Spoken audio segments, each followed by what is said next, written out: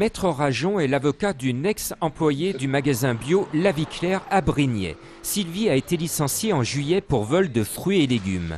Son avocat a porté hier l'affaire devant le tribunal des prud'hommes, car pour lui, récupérer des denrées impropres à la vente, ce n'est pas du vol. Ces légumes étaient déclarés comme perte, c'est-à-dire qu'ils n'avaient pas vocation à être vendus, puisqu'ils étaient entreposés dans un local de destruction. De son côté, la direction de La Vie Claire affirme que ce sont bien des vols répétés de fruits, légumes et produits d'épicerie non défraîchis.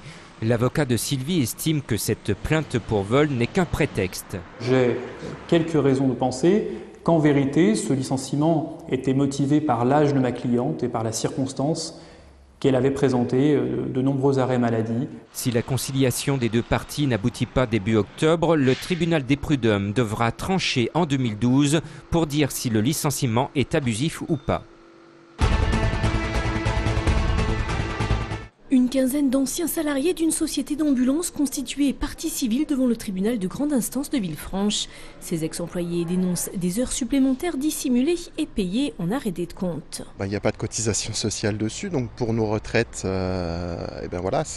c'est des points retraite qu'on n'aura pas. Et la pratique aussi, c'était de nous mettre 15 jours en vacances en fin d'année pour ne pas nous payer les heures supplémentaires.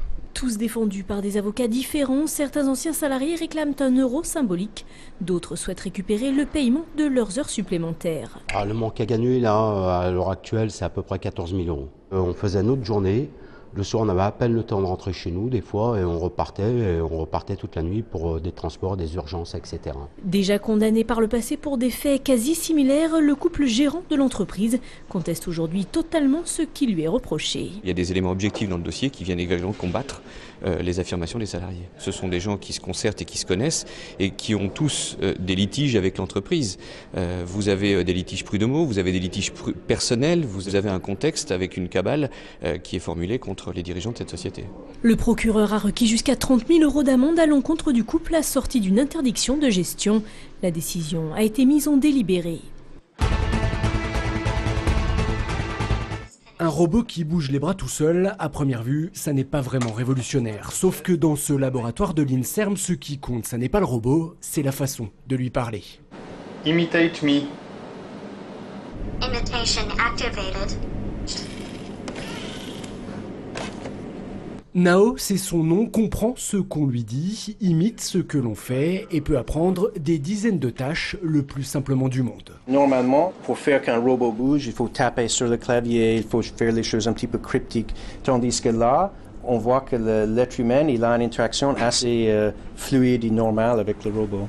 Et son robot, l'équipe de l'INSERM l'a présenté pour la première fois au monde entier au mois de juillet, pendant la RoboCup, une prestigieuse rencontre entre chercheurs, parce que l'objectif ici, c'est bien d'utiliser le système mis au point pour toutes les sortes de robots humanoïdes. Le robot Nao peut apprendre quelque chose et après il peut partager ce qu'il avait appris avec le iCub. Et donc maintenant, imaginez ça avec des milliers de robots connectés sur l'Internet qui partagent leur information. Et donc ça fait un mécanisme d'apprentissage extrêmement rapide. Du coup, c'est clair, la science-fiction n'est plus très loin. Pour l'instant, les tâches que le robot apprend consistent surtout à faire le ménage et à ranger des objets pour que dans quelques années, peut-être, il fasse la cuisine à votre place. Au départ, une envie d'aventure et d'exotisme, c'est-à-dire l'envie un petit peu de me faire une sorte de super production à l'Apocalypse Now, mais voilà, à moi tout seul, en papier. C'est le phénomène surprise de cette rentrée littéraire et son auteur est un prof de biologie lyonnais. Alexis Génie publie chez Gallimard son premier roman déjà encensé par la critique. L'art français de la guerre retrace les souvenirs d'un ancien parachutiste colonial devenu dessinateur. Il est capable de se mettre un petit peu de côté, de regarder, parce que quand on dessine, on bouge pas. On regarde et on bouge pas et on se tait.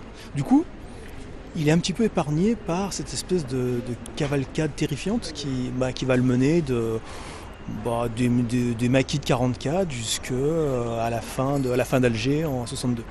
Ce roman fleuve de 600 pages est le fruit de 5 ans de travail pour Alexis Génie, écrit essentiellement au café. La quasi-totalité du roman a été écrit comme ça, dehors, dans différents cafés de Lyon. Ceux qui ont un intérieur agréable, pas de musique, et c'est là que je me sens bien pour écrire. Alexis Génie va maintenant devoir concilier promo de rentrée littéraire et rentrée tout court au lycée Saint-Marc, où il continue d'enseigner. Je ne suis pas un prof souffrant, donc c'est un métier qui me convient. Passer la totalité du temps à écrire, j'aurais un petit peu peur de l'enfermement.